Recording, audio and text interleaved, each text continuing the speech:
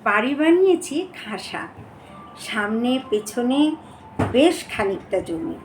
তাতে পেয়ারা গাছ, শিউলি গাছ, আম গাছ, গুটি কয়েক গোলাপ আর চন্দ্রমল্লিকাও আছে। বাউন্ডারি ওয়াল বরাবর কটা দেবদারু লাগিয়েছি। ঘর বারান্দায়, বাথরুমে, রান্নাঘরে সাদা সুন্দর মার্বেল বসিয়েছি, অ্যাটাচ বাথ, ছিমছাম ব্যালকনি, তাতে মানি প্ল্যান্টের বাহার। বাড়ি বানিয়েছি খাসা, যাকে বলে পড়শির ঈর্ষা, মালিকের অহংকার। Fridge, TV, geyser, washing machine, video player, 2-in-1 electronic saving machine, কোনো কিছুর ঘাটতি নেই। পর্দার ডিজাইন আর রং যে কোনো রুচিশীল মানুষকে তাক লাগিয়ে দেবার মতো। বসবার ঘরে মোহিনী আলো সমেত একটা ঢাউস অ্যাকোরিয়াম আছে। তাতে সারাদিন লাল, নীল, সবুজ, হলুদ অদ্ভুত মাছেরা খেলা করে। ছাদে দাঁড়ালে প্রচুর গাছপালা নজরে পড়ে। এপাড়ায় গাছ প্রচুর, চওড়া রাস্তা, হ্যালোজেন আলো। এপাড়াটায় ধনী লোকদেরই বাস।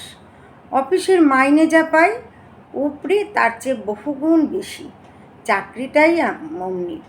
ভালো ছাত্র ছিলাম, চমক লাগানো রেজাল্ট, ভালো চাকরিটা হস্তগত করতে অসুবিধা হয়নি। তাই ছেলেমেয়েরা নামি এবং দামি স্কুলে পড়ে।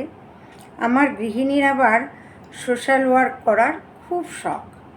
এ পাড়াতে অন্য গৃহবধূদের নিয়ে তার একটা রীতিমতো এনজিও আছে।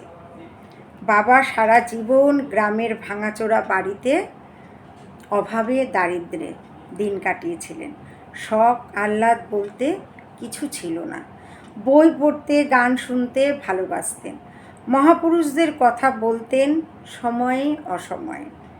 সততার জন্য তার খ্যাতি ছিল, তাতে অভাব মেটেনি।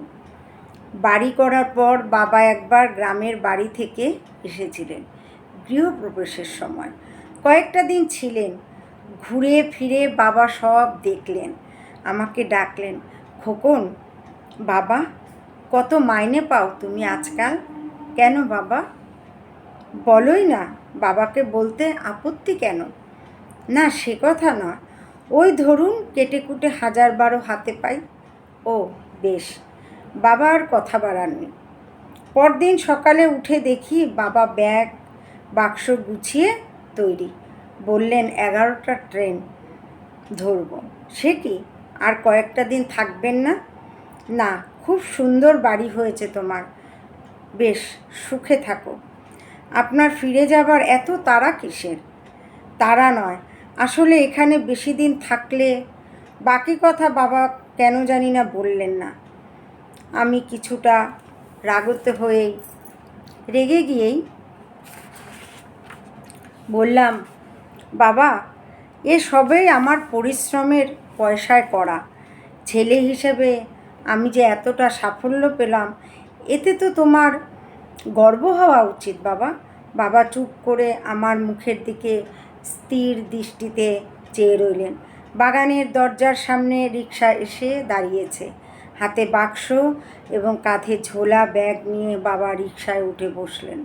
তারপরে বললেন, শোনো, কলকাতার অনেক উঁচু দরের বেশ্যারাও প্রচুর রোজগার। অনেক স্মাগলার কিংবা খুনে ডাকাতদেরও প্রচুর অর্থ। লক্ষ্মীর পেঁচা দিনে সহজ আলোয় চোখ মেলতে পারে না, রাতেই তার চলাফেরা। সারা জীবন সরস্বতী মায়ের সাধনা করেছি। বিনা রঞ্জিত পুস্তক হস্তে ভগবতী ভারতী দেবী নমস্তে।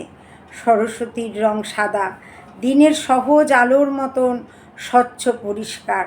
কালো রাত্রির কোনো ছায়াও সেখানে নেই। এখানে বেশি দিন থাকলে আমার সাধের দিনগুলো রাত্রির মতো কালো হয়ে উঠবে। চলি। বাবার রিকশা চলতে শুরু করলো স্টেশনের দিকে।